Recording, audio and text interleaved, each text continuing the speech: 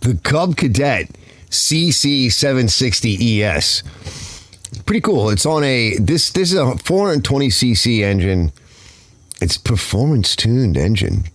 Electric start. All right, it's on a 33 inch wide walk behind. So in this episode, we're gonna go over the valves, and I want to do something, show you guys a technique that I use. I'll do the best I can to try to explain it, but I like to do something that I call adjust to tight. And you'll see what I mean when we get into it. So this video, we're going to go over the valves. I'm going to adjust them. They required adjustment. We're going to torque everything down. It's got a pretty cool little engine with a nice valve cover on it with an O-ring. This thing's in pretty good shape. It's about 10, well, I think it's a 2012. So she's more than, 10 years old. So around usually about the 10-year mark or so. If nobody's ever been in there in the valves, you got to do it. They say, a lot of manuals say for the first, 100 hours or so, you should go in there and check them. Yeah, because you want to check to make sure that the factory didn't screw something up. This thing needed an adjustment, so we're going to go over that and go over the specs and try to go over the explanation. And at the end, we're going to talk a little about like how to see if the ACR is working, and the theory on ACR and the difference between ACR and valve overlap. And that'll be towards the end if you want to watch that part. It's pretty interesting. I think it's very interesting. A lot of people get confused as to what action is actually the ACR. There'll be another video coming out soon on another engine, another machine, Briggs engine. And that one, the ACR actually broke. And so I'm going to go over the missing event for the ACR, but what's still there is the valve overlap event. So stay tuned for this one. There will be other videos in the folder for this machine. There's a lot of things I went through on this thing. The deck had issues. Somebody tried to put a commercial, bagger chute on it, and it broke the deck. It broke the lift arm. There were a lot of problems. Somebody put the wrong belt on. That's in a previous episode. So I think at this point now, there'll be a folder. And then subsequent to this video in the future, depending on when you see this, there'll be the other videos on the carburetor, etc. Just other things on this machine in the folder. Pretty nice machine. It's not a commercial machine. My buddy there, contractor Mike, he's been using it as a contractor machine, but I think more as like a polish mower now. Like that, the whole bag thing that caused so many problems. You'll see that in the future. But yeah, she's a nice machine but not for contractors. Let's get started on the valves.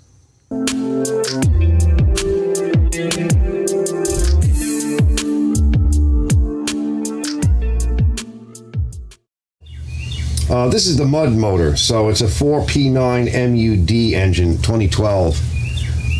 Stamped in over here. They use that little marker, that engraver that makes dots. So look over here, okay, on this side. I've already spun it over, and we'll go through that in a minute. We'll go through all the specifications and everything. So I just started playing around with it. Let me see. Let's back up. I threw a 7 thousandths in. This is an 8. And you're going to have to wiggle the rocker arm a little bit because the way the shape of the bottom of the rocker arm is, to get a good reading. So this is at 8 thousandths right here. And I'd say that feels, correct for the feeler gauge. And this guy here is, oh boy, let's go 11 thousandths and see if it stops there. I didn't get a chance. So, like I said, see, you got to jiggle the rocker on a little bit. So that's 11. Let's try 12.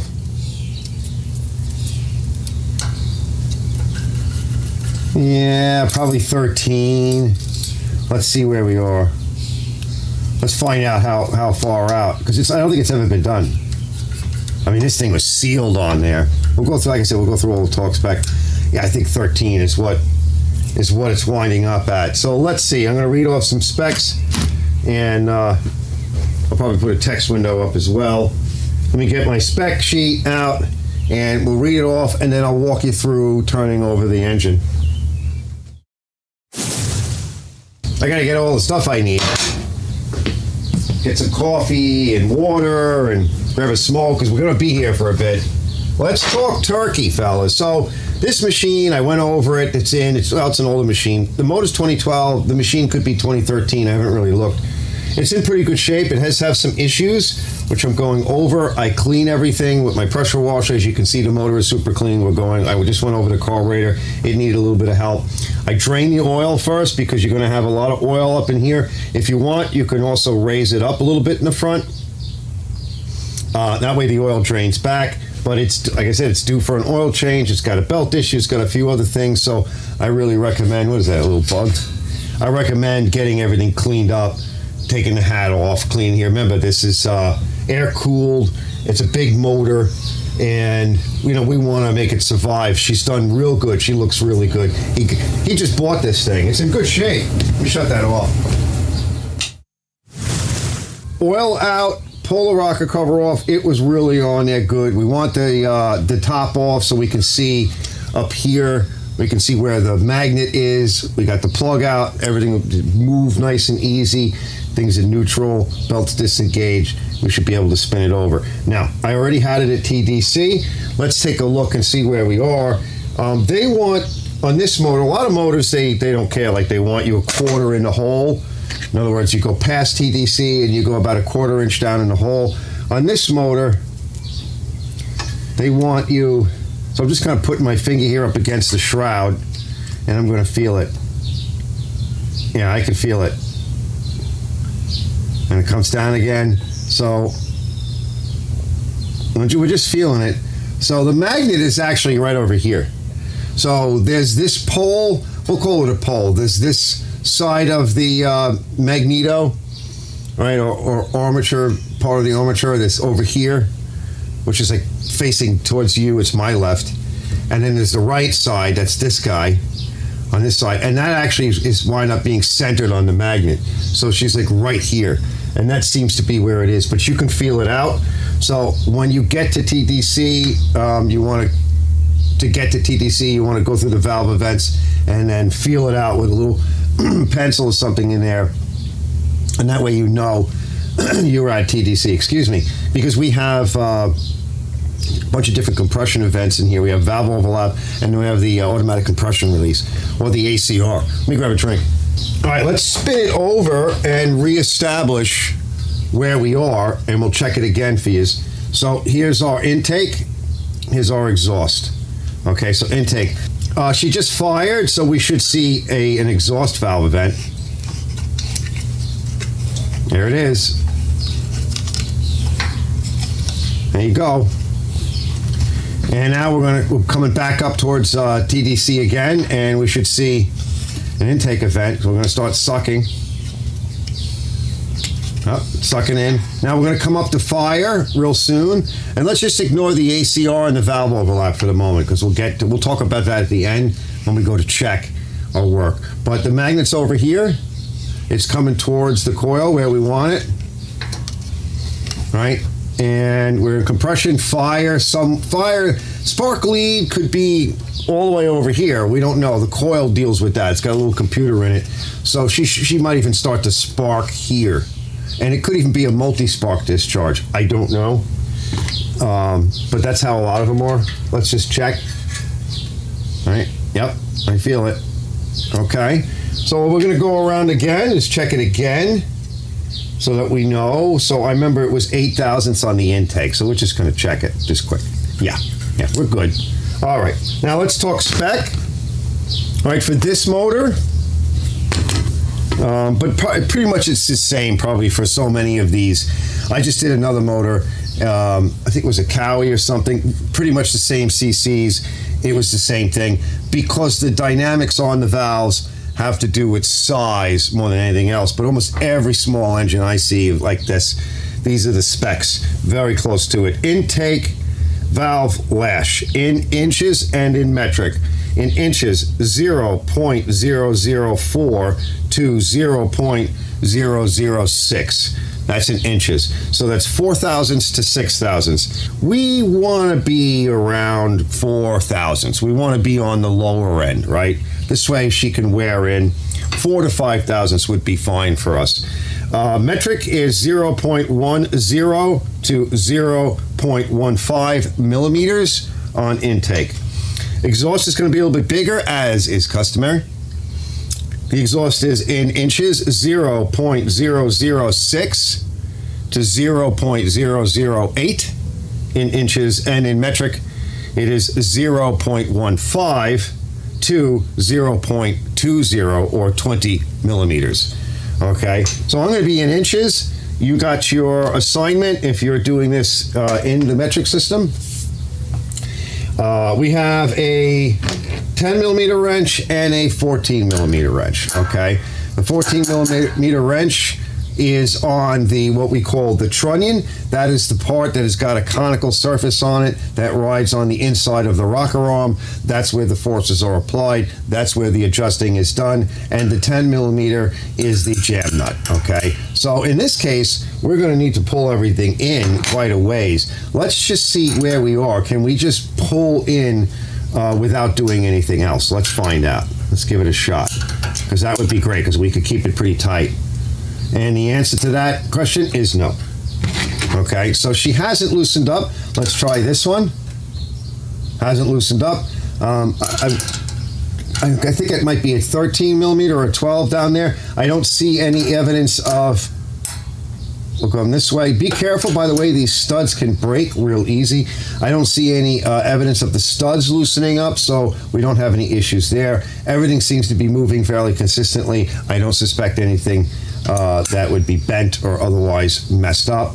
So we're just going to try to loosen it up. Let's see if it'll turn, and it doesn't want to. Yep, all right, so what we got to do is hold it. Actually, we'll do the intake first. Let's see if we can hold it and give it a turn that way. You know what, let me get some gloves on in case I go flying. Okay, now if it doesn't want to go, all right, I'm going to use my little electric impact, because these things can get really, really tight. And hold on, these things can get real tight, and I don't want to break the stud, okay, or strip anything. So let's just see. I want to come real close to each other.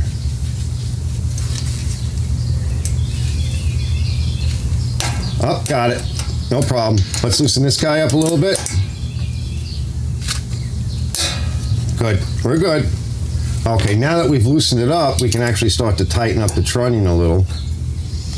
All right, let's get out our 4/1000-ish. We'll go on the bottom end.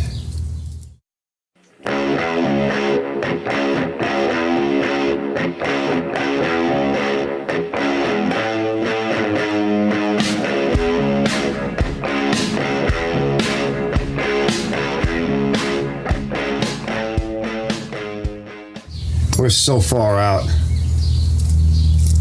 We're going to stay with this 4/1000 and turn this guy. Oh, that feels good right about there. Okay. I just kind of turned it in by hand.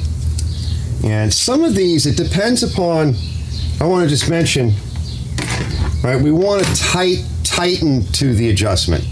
So depending upon how these things work, they're very fine threads, but when you tighten up, depending upon the setup, you can either loosen it up. When you tighten it up, it'll either increase the valve lash or it'll tighten it down. So let's observe that and see how it goes. So we're going to snug it. I'm just going to try to snug it. See, it's going quite a ways. Let's see. Okay, she's very tight. So I'm going to now take the adjuster nut or the trunnion, and I'm going to back it off. I'm snug now. I'm kind of snug up against the jam nut. I'm going to come back a little bit more. Keep going. Yeah, see this one, it gets tighter.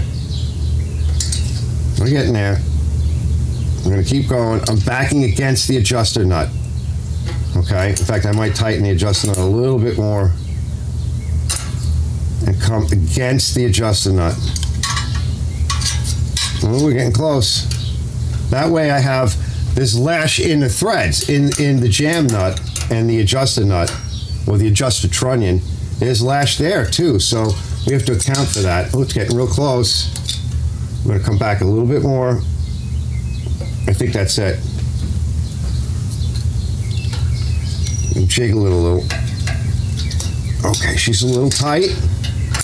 We're going to come back against the adjuster nut. Now I'm going clockwise with the adjuster, but I'm trying to hold the jam nut stable. See, it came back quite a bit. Oh yeah, we're golden. I'd say that one's done. And I got a fly going right in my eye. All right, jiggle the rocker arm. Yeah, she's going right. That fly's going right in my face. Yeah, that's good. Okay, let's tighten it against, make sure it's tight. Okay, against this adjuster. And so the jam nut we want tight against the adjuster. And I'm going to try to hold the adjuster stable because it's now we have the right lash. And I'm going to clockwise the jam nut. Yeah, she's pretty good. And I'm going to lift up on the adjuster a little bit. She's good. All right, I did a good job there. I managed to get it. We'll torque that. Yeah, that's beautiful. And that's our 4/1000ths. We're going to spin this thing over in a bit to check that. Let's go to the exhaust. The exhaust is 6/1000ths to 8/1000ths. Let's pick up a 6/1000ths. And she's going to be swimming. Oh, yeah. Yeah. All right, so now we can walk in our adjuster or trunnion.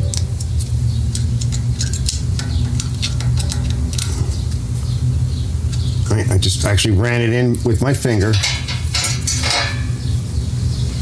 And I want to take up, I'm going to kind of hold it there.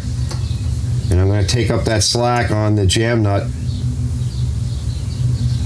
Kind of snug that jam nut up. Yep. Yeah, see, she's a little tight, see? Yeah, it actually makes it a little tighter when you jam it up, when you run the jam nut in. Now we're going to come counterclockwise, I can't say that, counterclockwise with the adjuster or trunnion. We're going to come counterclockwise with that against the jam nut right now is what's happening. It's making it tighter, but I need to make it loose, the lash a little bit looser. So let's see if we can do it. Nope, can't do it. All right, she's tight, which is good. So now we got to take a little off the jam nut. This one I wasn't as successful. Take a little off that jam nut. So I'm going to go counterclockwise with the jam nut while holding the adjuster. There we go. I got a little off of it. Now I'm going to go with my adjuster or trunnion counterclockwise to give us a little bit more lash, valve lash. And it's kind of what it's doing is it's tightening against this jam nut as I do that. So that's what we want, right? We want to adjust to tight. There we go. Ooh, that was nice. Yeah, there we go. Oh yeah. Oh yeah. Yeah, that might even be a little loose. So we're gonna come clockwise just a scotch and then tweak our jam nut here. Yep. Let's check it again. Oh yeah. Yeah, we can come a little bit more. That might be too much.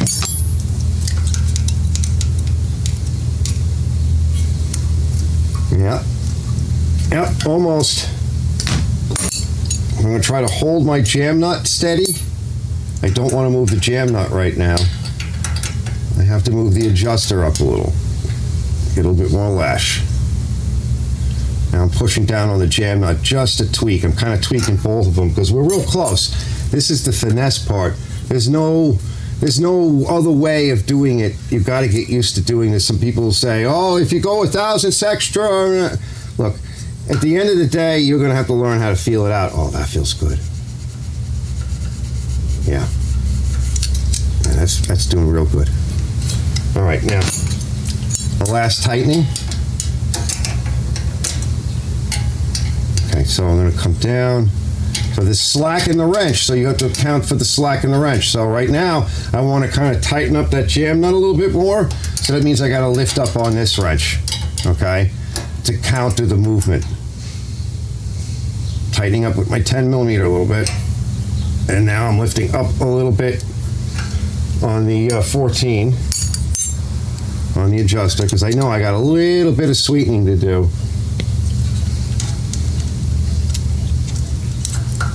Yeah, she's good. Yeah, she's in the pocket. Okay. And on the exhaust, you can be a little bit more free, just, a little more, because it's going to expand more. It gets hotter because it's the exhaust.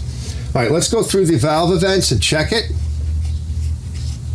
All right, so she should explode, right? We got our power stroke. Spinning it around. Let's get rid of the bad gases. We're coming up. Here's the magnet. We're going to come up towards TDC again. All right, take a little bow. Blow out all of the bad gases are gone. Now we're going to start sucking in. Pulling in our charge with our air and our fuel. Magnet's over here. It's coming towards TDC and to get ready to fire. And I'm going to put it back to where we had it before. I can actually feel it too in the rotation of the crank. So we're at about 6 thousandths here on the exhaust. That's where we were. Yep, beautiful. I'm going to go to 4 thousandths on the intake.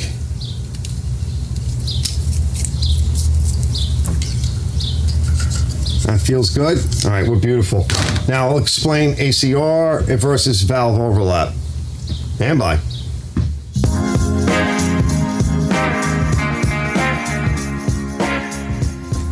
All right, let's take a look at ACR versus valve overlap. So we're back at TDC where we have fired. We're getting ready to get rid of those spent gases. So keep that in mind, right? What are we doing right now? We're getting ready to exhaust. Get rid of those spent gases. Now watch this. Exhaust valve goes. Keep an eye on the exhaust valve. Still spinning. Coming around. Here's the magnet. We're coming back towards TDC. Okay. And notice this right here. I'm going to show this. I'm at TDC right now. But look what's happening. See the two valves dancing? You might be thinking, well, what is that? That's ACR. No, that's not ACR. That is actually valve overlap. And so for a brief moment, right, while this exhaust valve is getting ready to close, the intake valve opens. All right, and they're both open at the same time. So there's this window right here where that's going on. So you got to think about, well, what's actually happening in the combustion chamber. All of that pressure from combustion has forced the piston down, and it's on its way back up again. Okay, and as it comes up, right, it gets to the top, and as it then goes back down again, the intake valve opens. So as that piston starts to go down, it's going to start displacing or sucking on the intake valve, right? Because the piston's moving down, creating a void, creating suction. And the idea is to pull fresh charge in, that's air and fuel from the carburetor, through the intake valve and fill the combustion chamber with fresh fuel and air. We'll call that the charge. But we've got right here, we're still exhausting burnt gases. Yeah, the idea was a while back, and this is true in hot rods and custom engines and high performance engines, and it was applied to small engines. The idea here is that as the exhaust is moving out, that is under a lot of pressure because it was combustion pressure. So it's under a tremendous amount of pressure. That's work already done. That work that's already been done can be used or utilized to help us pull intake air or intake charge in. We're going to stay with the charge. That's the combination of fuel and air. So it'll help us. It's work already been done, and it's going to help us pull fresh charge in because those gases are being thrown out under such high pressure, and they're hot gases. So molecularly speaking, the molecules are excited. They've been expanded and they're very active. And so all of that energy is going to help us create almost a supercharging effect as it's moving out towards the muffler and enhancing the suction on the intake for that brief moment. It adds up quite a bit. It's going to help pull that charge in and fill the combustion chamber with fresh fuel and air.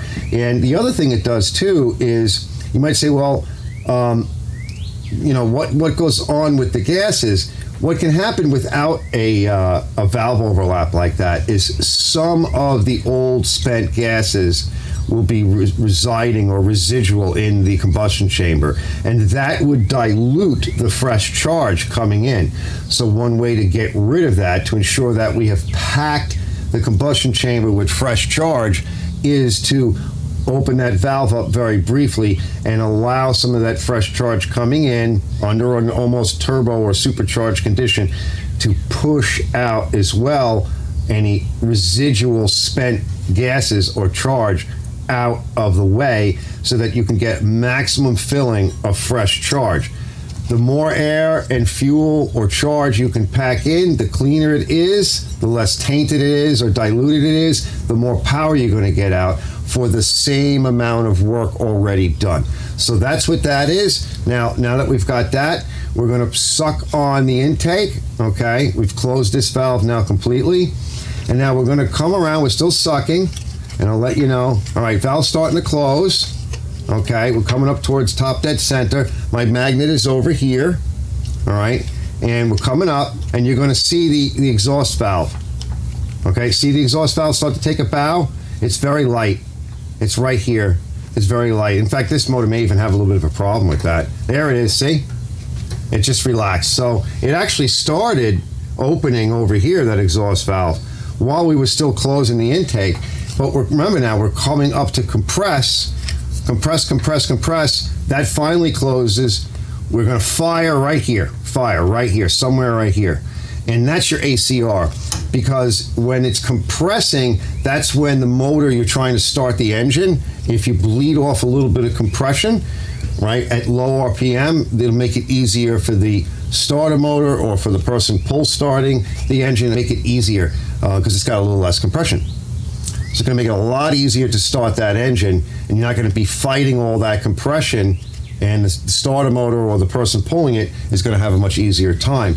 And of course, once the motor starts, if you guys have ever seen an ACR, it's just a little thing that rides on the cam, and the centrifugal or centripetal forces build up as the RPMs go up and pushes that little cam indent out of the way. It kind of flies out of the way, and you come back to normal cam operation. All right, and that only is applied at very, very low starting RPMs, a few hundred RPMs. Once the RPMs come up, it's out of the way, and we're back to normal cam operation. All right, so we're all good here. We got one more thing to do. Let's take a look at torquing the jam nut down. We'll be right back.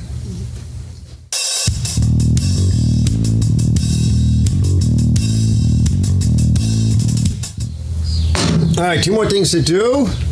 We're going to torque that. Jam nut is between 80 and 106 inch-pounds. So I just set my wrench to 90, and you're going to want a bit of a range. What we need to do is kind of set ourselves up. See, I probably would rather be over the other side, but let's see. Now we got to hold back the trunnion, all right, or the adjuster, and let's just see. Hey, there we go. So the way I snugged it was exactly what we needed. Right? So the way I had snugged it was perfect. That's why I often say adjust to tight, and it's a technique that I like to use. Now we can put our cover back. I'm going to make sure it's all nice and clean. Hold on. 62 to 80 inch-pounds. Okay. So we'll get this guy back on there. I'll tighten that up, and we should be good to go. Make sure it's all nice and clean, and you're good. You got a good. That's a nice O-ring in there. That's nice. So we're all nice and clean in here. It looks really good. I think we're done now. Right? Let me put that on, and we can move forward.